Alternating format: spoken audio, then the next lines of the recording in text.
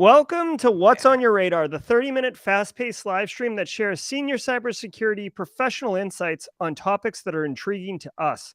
My name's Gerald, and we're broadcasting from Simply Cyber, the YouTube channel designed to help you make and take a cybersecurity career further, faster. I'm super pumped today. I'm joined by Eric Taylor and Eric Bellardo today.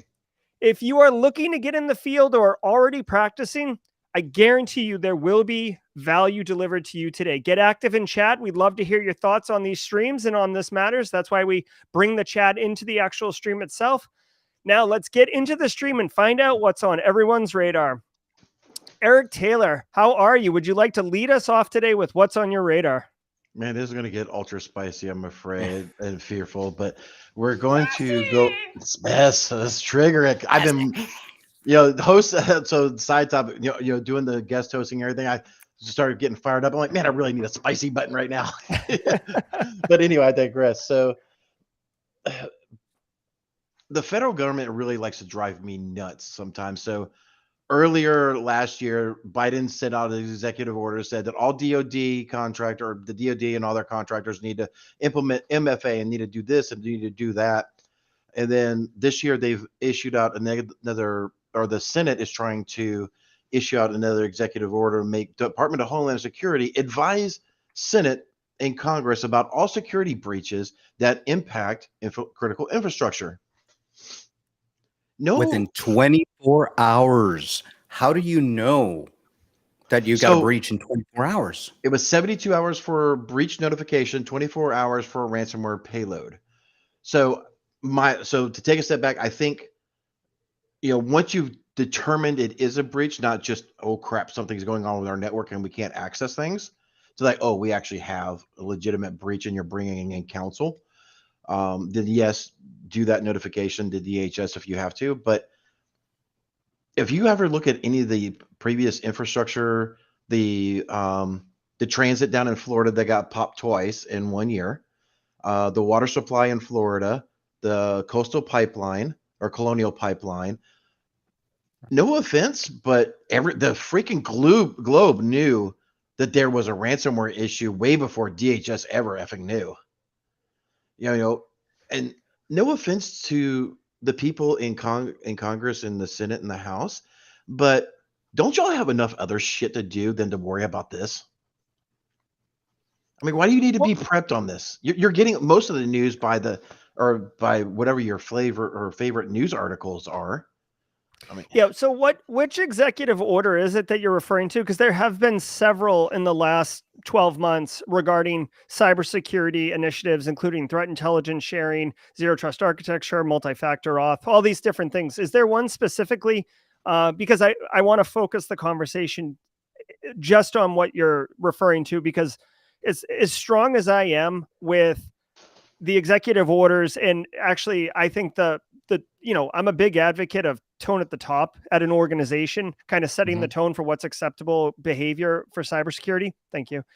I will, I like what the executive order is. Now, based on what you're saying, and I'm going to dig into this in just a second, and then come back with opinion. If it's to brief senior leaders in Senate and Congress, I think that is foolhardy, frankly, if that's the case, simply because I've seen it where they'll bring in experts to brief them on some particular topic that they're making legislation on. And I think that's appropriate. Briefing them on an incident, they're not executing like just-in-time response or incident response. They're not part of that executive committee that would be doing that at a business. So I don't understand what is the value that they're proposing. Like normally when they do these executive orders, there is some derived value that, whether you believe it or not, at least that's what they're trying to get. So I'm going to dig in and try to figure out what that is, unless you know it off the top of your head. Well, go ahead. You got to make a comment. Yeah, let me add that after 20 years in the Beltway, I can tell you. So the reason for these executive orders is to codify what we need to do in law. Okay, so give the law some teeth. Unfortunately, when you see these types of laws, and these come from the different call it lobbyists that are coming in and saying we've got to do something. And this is important that we have some law, some policy, some, like you said, at the top. What are we going to do with these things? The problem is once they go through committee and committee and committee and, expert this and expert that and expert that, they almost lose their teeth, they lose their value, they lose their intended purpose. Hmm. And then these organizations like DHS, CISA, any of the other organizations need to say, how are we going to apply this? So we've got an executive order that says policy, we will do a breach response in 24 hours. What are we going to do next? And those teeth or those processes now have to be built, and those processes take time. Now, remember that 90% of critical infrastructure in this country is privately owned. So these Hmm. executive orders do not apply to a lot of these organizations. So yes, it's a good first step, but how are you going to apply a policy to a private organization?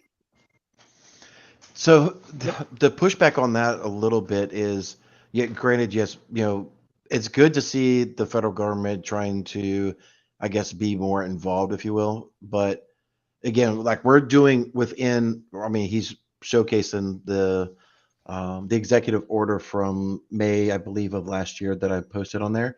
Mhm. Yep. So we've heard zero about any of the implementation.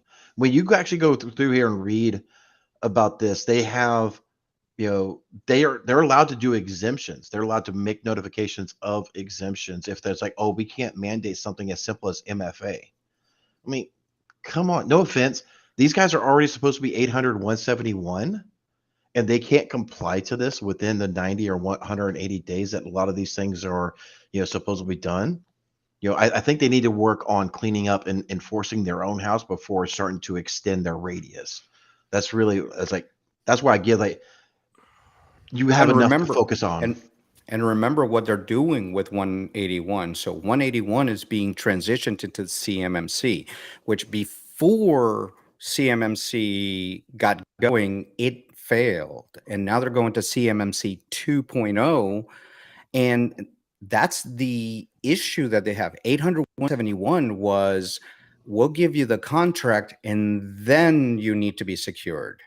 With Yeah, CMMC, self-attestation. that what Yep. they're doing is the opposite. They're saying in order to bid for the contract, you need to be CMMC, which is 800 171.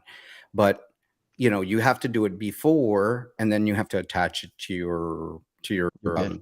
Appendix M.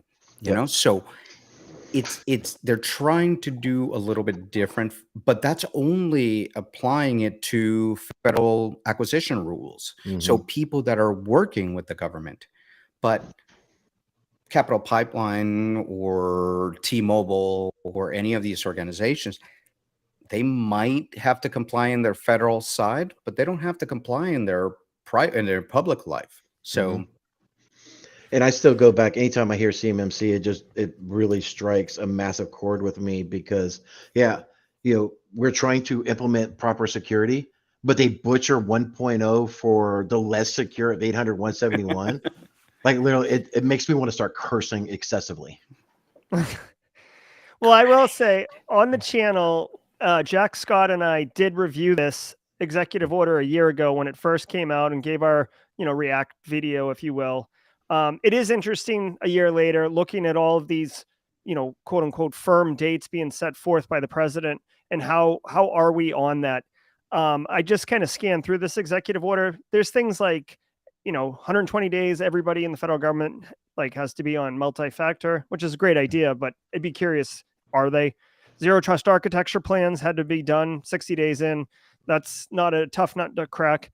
I will say the one thing in this executive order that I can say with high level of confidence we've seen executed in the spirit of the executive order is the sharing of intelligence threat intelligence and the public-private sector, and we have seen CISA go above and beyond with their information sharing, including since this executive quarter came out, the CISA like known exploited vulnerabilities list that allows people to, I guess, go after the higher value critical vulnerabilities in their environment versus just trying to guess or take whatever the scanning vendor tells you is the critical ones. So, there is some value coming, but yeah, a lot of these more technically difficult orders are going to be much more difficult to implement at the federal level, right? Or in the government level. So that's how I feel on that. I feel your pain though, Eric. I do feel your pain, but yeah. And Jake, you're right. CMMC is not a requirement to bid on the contract. Well, that was the initial thought that they wanted to do with CMMC is in order to bid for high level contracts, level 2, level 3, 4, and 5 at the beginning was you must attach your CMMC certification by a third party. Now in CMMC 2, they pulled back on that. So now it's a requirement to be CMMC by the time it's awarded. I like You're it. correct. So yeah, and thanks. The Go ahead. typical implementation of CMMC 2.0 is roughly about a year now from the last I've heard. Are y'all seeing the same thing? Depends on the company you hire and the size and scope of that. I mean, I'm seeing already one that we did a few weeks ago, or a friend of mine did a few weeks ago, that they finished it in 3 months. So yeah, I feel like you could draw a pretty close parallel to like SOC 2 prep and then SOC 2 audit. Yeah. I mean, it's not one for one on what the standards are, but the process that a business would go through, it would probably be quite similar, and size of the business too. But correct. So if I may, Eric, I'm the one who finishes it, but my radar item actually dovetails nicely with Eric's. So if it's all right with you, I'd like to tell people what's on my radar. Go ahead.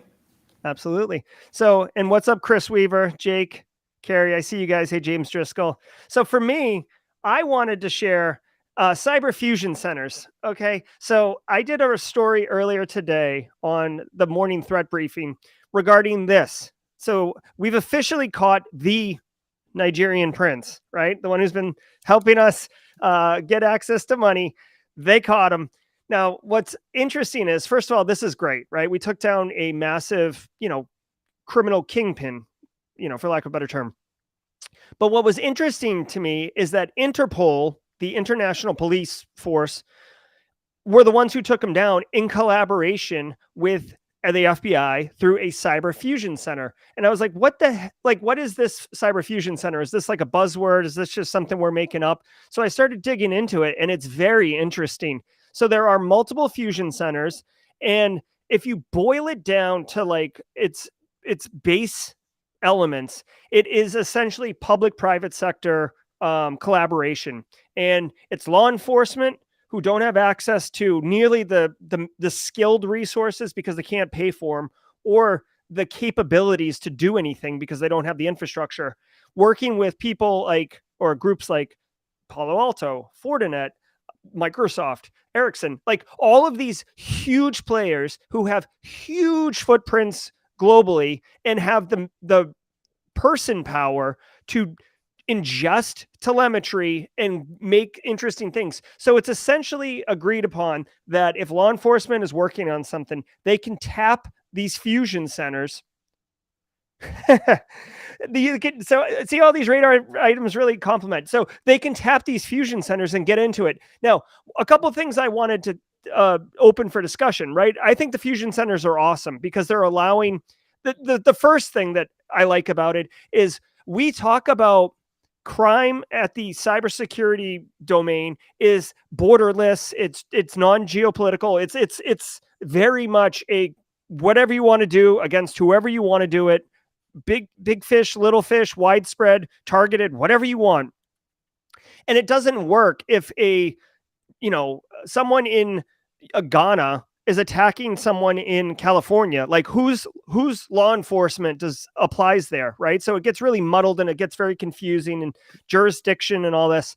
So I love the Fusion Center because I think it directly addresses the key element of who has authority or jurisdiction to like investigate or bring justice or any of these other things. So from a macro level, I love the idea. From a micro level, I found myself thinking, what is the benefit for Fortinet and Palo Alto to lend their resources, lend their time, lend their money, their capital business? So what is it for them? And this is part of the discussion if you guys want to get into it, but I always say follow the money. So now I'm thinking, okay, they develop relationships with law enforcement in different areas. They start selling products, selling services, recruiting people, having access to maybe sensitive information that wouldn't be publicly available. It could go that way, but either way, I think the deployment of these fusion centers, and there are a couple now, these deployment of fusion centers are going to go a long way to actually helping address what has become the Wild West of cybersecurity crime right now, with ransomware being a global epidemic, and one that is very difficult to correct, all the way to business email compromise, which is really what this Interpol takedown was addressing. Was the this Nigerian basically kingpin was running major business email compromise, fraud engagements, upwards of, I think it was like $60 billion. It was in here earlier. I can't read it right now, but anyways, so that's on my radar. Eric, I think you know a thing or two about fusion centers. Yes. Well, let's talk about the difference between a cyber fusion center and a fusion center. Okay, as we talk about it in the federal government versus a cyber context of that. So the federal government and all the different agencies have fusion centers, and the fusion center's purpose is to merge intelligence from different sources and different jurisdictions and different agencies to form a one view of that information. And there's various fusion centers for the federal government around the United States and overseas. So answering Peter in the chat, they are all over, and they actually have fusion centers in the UK and the EU. So these fusion centers merge intelligence both on the cyber side of the house and investigative data. Now, then there are cyber fusion centers at, say, for instance, the cyber level, which people call it in a different context. They call it the purple team or something like that. But cyber fusion centers is where you merge all your intelligence work. And for instance, in the company that I was working prior to this job, we built the Cyber Fusion Center. And what it was is it's different from the SOC. So everybody thinks the blue side, that's where all the blue side is going. But the Cyber Fusion Center, think of it as a tier 4 investigative. So it brings in the information from vulnerability management. It brings your CTI or cyber threat intelligence, your hunting information from the inside. It brings the SOC information. It brings all the different areas and merges it into a complete picture so that you can identify, detect, identify, and respond to that information with all the information from all the different teams. I think that's very important that people know that it is an area to merge information. So when you think of fusion, think of sensor fusion, all the sensors together, and a whole human. That's what the ISAOs and the ISACs are supposed to do for a specific area, but now bring it to another level. Okay. Eric, so have you seen, have you worked with these fusion centers at all, or in your layer of work? Eric Taylor, sorry. I have not. I mean, the fusion center is definitely, sorry, let me roll so I could get middle camera, is not something I'm very up to speed on. to the fact that I didn't even know that they existed, because when you start looking at a lot of the briefings, both security and non-security, in the post-mortem, it seems like a lot of the three-letter agencies are still not talking to each other. So I'm starting to wonder if it's just some, I don't want to be super political, but is this a bureaucracy instance that was set up and never fully implemented? And I mean, how effective are these cyber fusion centers when we still have what appears to be breakdown of communication? I don't know. Fusion centers versus cyber fusion centers. So the fusion centers for the intelligence community have a representative of all the different collection agencies. And they work together with the Interpol people, and they work together pretty well. The challenges is where sources and methods are involved. So even within our own agency, sometimes we don't want to say, maybe not. Maybe I'm not going to do that." I think that's important. And then when you talk about the cyber fusion centers, where we're discussing things like cyber threat intelligence, how we're working, that's still being built, and it's kind of touchy from different agencies. It's starting to open up more with the new director of CISA is pushing very much about sharing information and doing that. And I think that's important. That's very important that we look at that. We'll look at what the ISACs, the ISAOs are doing, and the private public partnerships.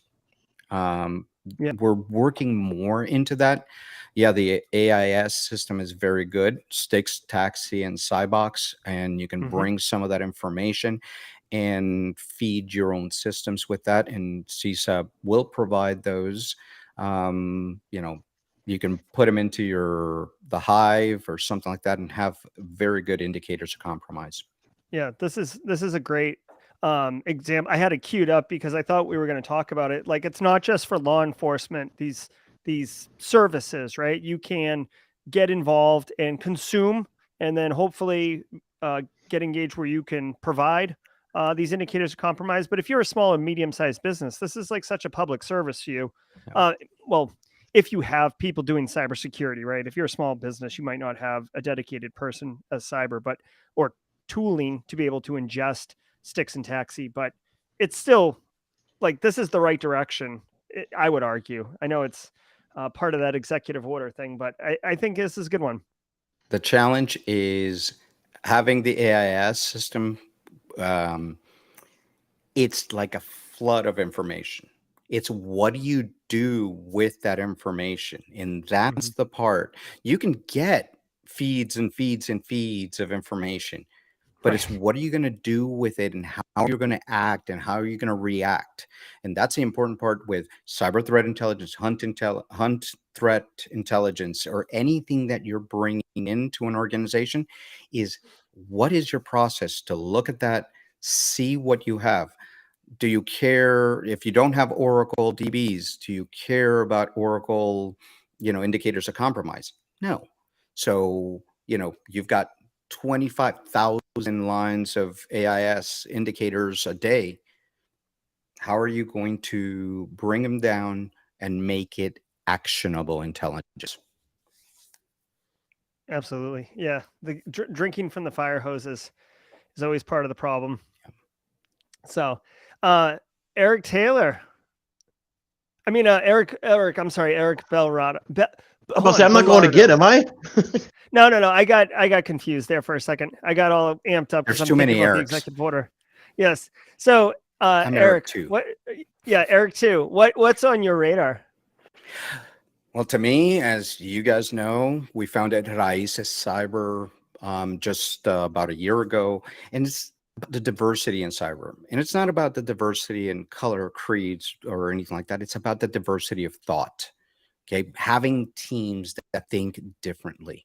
And I think that's very important to us right now, to be able to support all these new things that are happening. We're not just getting attacked from the United States. We're getting attacked from all these other countries, having that diverse group in your SOC, in your cyber fusions and centers that think differently.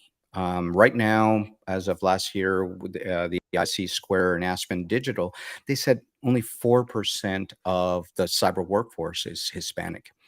8%, 9% is Black, and 24% is female.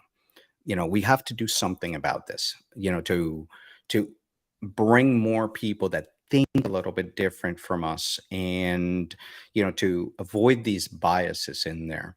And it's just very important that we do that, and veterans and non-veterans and all these different people that think a little bit different. I think that's very important to do. Has there been an increase over the last, like, say, 5 years? Like, is it trending in a positive direction? And is there a correlation to any type of initiatives? No, flatlining. It's flat. It's been flat for the last couple years. We've been making better strides. We have new organizations out there. We are working very hard. And one of the things that I do every time somebody puts a microphone in front of my face is to say, look, we all talk about it. We need to bring more people in the field of cyber. We have, right now, this year, 500,000 openings in the field of cyber, just in the United States. But here's what's happening. People are not getting opportunities to come in the field. You've got people that are in the top saying, yes, we need more people in the field. But then when you go to the middle management or the lower management, they're looking for these unicorns. Have you seen these job descriptions Yeah. that say, I need 10 years in a tool that's only been in existence for 1 year? Exactly. Or I want somebody to do vulnerability management, pen testing, and blue teaming, and it's one person and they're paying them $45,000. Yeah, it's I need a like, bachelor's degree for an entry-level position. And some of it's just crazy. CISSP for somebody with 1 year's experience. These kinds of things, they want a unicorn. They want purple unicorns all the time. So we need to talk to these middle managers, these people that have been there, that are now taking that first steps into coming into the field, and HR with these automated systems where they don't understand our field, but they're sitting there saying, okay, well, the job description says I need 10 years in Q radar and this and that and the other, and none of the resumes. Look, I've been in the industry for 32 years. We've even tried this we've put my resume through an automated system. I didn't get selected. Yeah, nobody wants me anyways. But come Well, on, it's man. better than me. Eric, They heard me and they run away like, no. you could have said something about Well, the Army. and that's why. No, I already know, picked on you before a show and you got me back.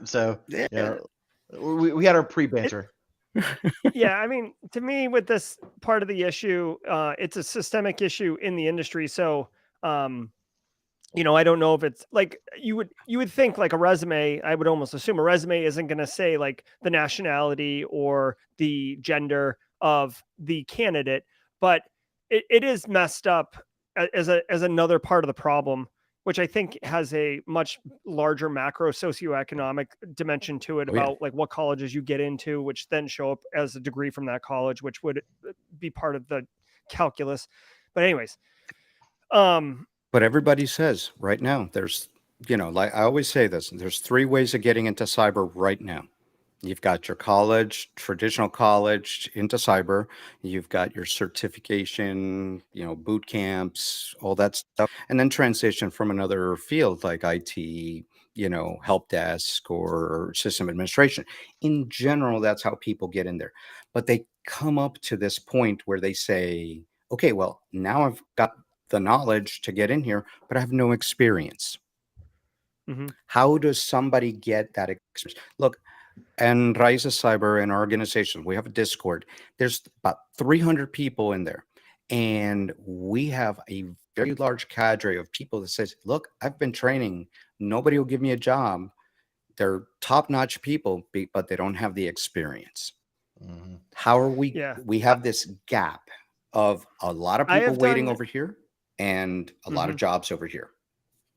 I've done multiple videos on Simply Cyber around this particular topic, and there's effectively there's a couple different ways to approach it, right? And this is why I tell people that networking is critically important, because if you can get connected with the hiring manager or with Correct. someone who has influence at the organization who can actually assess and determine that you are a fit, then they break down some of those obstacles that would have prevented you from getting access. And that's why networking is so important. Also, and I consider this a bit of a hack, but I think it's a wonderful hack, and I like to share it with you guys because it's tactical.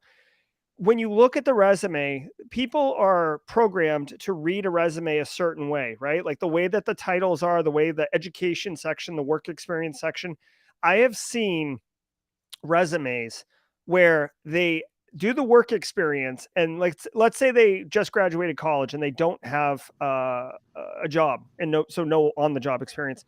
I've seen labs and range force and some of this work that they did, and they set it up in such a way that it looked like a job. Now if you actually read it, you would know it was at home lab experience. But the way it happened to me, this is why I say it, and I think I'm a pretty smart guy. Like, you see the bold headline, that's the name of the company or whatever. Like I'm moving right on, like, because I'm actually like, whatever, I don't care what company. Like, what was your role, and what did you learn, and how can you help me? Right? The company doesn't tell me how you can help me. What tells me how you can help me. And I was like, oh wow, like look at this, like sim experience and programming, all this other stuff. I'm like, this is cool. I'm like, where this is a diverse set of experience. Like, where did this person work to get this? This is odd. And then I got back up to the header and I saw it was like, he even had it set up in a way that was not like at home lab experience. It was like, his last name, home or something like that. Like, it was creative and clever, but it got my attention. And another person like HR or whoever who isn't mindful of what this hack has done would probably look at it and say, oh, they've got job experience. And I just want to share it because I found it such a compelling way to get experience positioned on the resume the way people are expecting to consume it without having to have the job first. It's the only way I've seen around it. That's right. And I've seen people put summary of qualifications. So all the things that they have first before they get to job experience. These are all the things that I've done. These are all the schooling. And I tell everybody that I counsel, put your Udemy's, put your cybery courses, any course that you've done, anything, it doesn't matter if it's degree granting or not. Put your try hack me's, put your hack the box in there, Yeah. and your Kev Tech. experience. If you took Kev Tech's new course, throw that up there. Oh yeah, Kev Tech on Udemy. Go ahead and check it out. Yeah. I'm going to drop a link in chat. Keep going. I got to get that. Yeah, I rated it 1 of 5 because of the instructor, but that's a different story. Yeah. We are our own worst critics. Yep. He's I going to love get it. me later.